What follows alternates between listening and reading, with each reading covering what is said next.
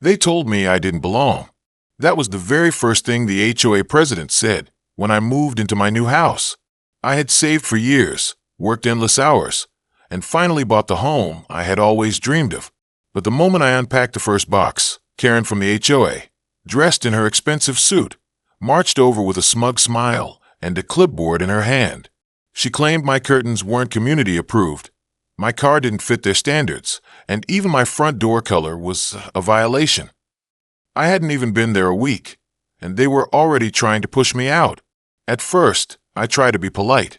I smiled and nodded and said I'd take care of the so-called violations. But every day it got worse. Karen would show up with new demands. No garden tools in the shed. No lights on after 9 p.m. No guests parking in front of my house. It wasn't about rules. It was about control. And the neighbors, afraid of her power, whispered behind closed doors, but never stood up. I realized I wasn't just fighting for peace in my own home. I was being bullied into leaving. What they didn't know was that I wasn't some ordinary homeowner. I had been investing in real estate quietly for years. When the HOA tried to find me and send legal threats, I pulled out my own paperwork. While they were busy throwing their weight around, I had been buying properties in the neighborhood, one by one. Every time someone sold their home to escape Karen's harassment, I was the one buying it. And slowly, without them realizing, I became the largest property owner in the entire block. The day of the showdown came when the HOA called a special meeting to vote me out. Karen strutted in, certain she'd finally get rid of me.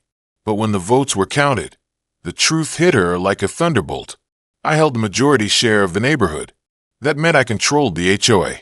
Karen's face went pale as I stood up, calmly announcing, "I'm not leaving. In fact, I own this entire block now." Gasps filled the room as the neighbors finally cheered. The bully had been dethroned. Today, the block is peaceful. The rules are fair, and everyone finally enjoys their homes without fear.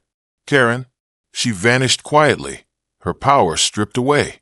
And me, I smile every time I walk down the street, knowing that what started as their attempt to kick me out ended with me taking ownership of everything.